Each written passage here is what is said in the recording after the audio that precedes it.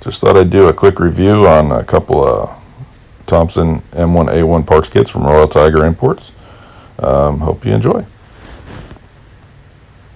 So just finished unboxing two Thompson M1A parts kits from Royal Tiger Imports. They included some stickers, a gun lock, chamber flag, looks like a little pistol case. Overall, I knew I was rolling the dice, but kind of not happy. I know, what do you expect with Royal Tiger? But so we'll start off with the best kit here. So here's your typical demilled receiver.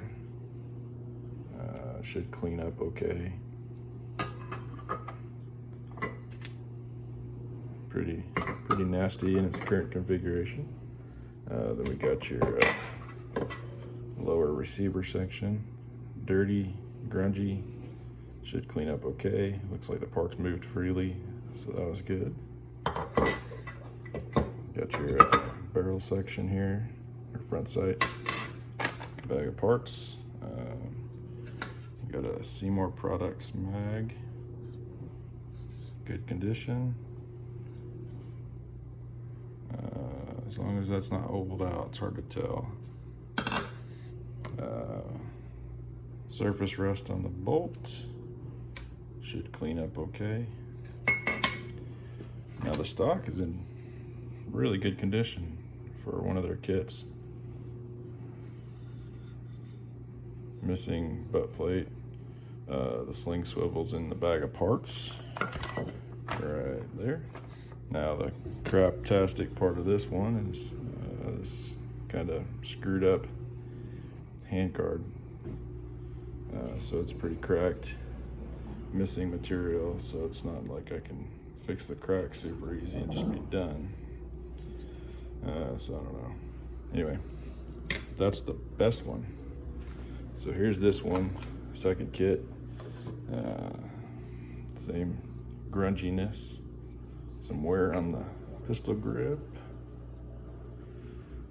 Stock has typical wear. Overall, not too bad. It should clean up. I can probably steam out a lot of the dents and fill the other ones. Got another Seymour Products mag. Here's the cut receiver pieces.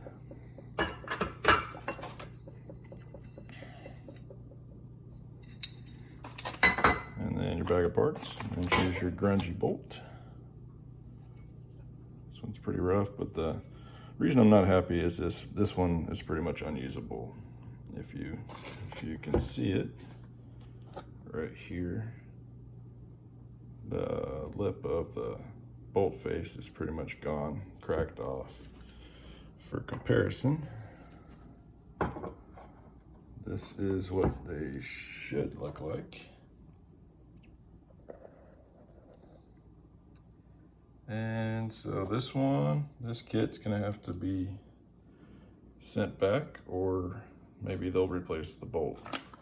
Last time I ordered one of the kits, it took them about a month of nasty emails back and forth where they were dragging their feet and not doing anything before they replaced. They had sent me a stock that went with a 1928 model for my M1A1, so got that replaced. Of course, they replaced it, and then they sent me one it was cut for the British pattern with the sling mount on top.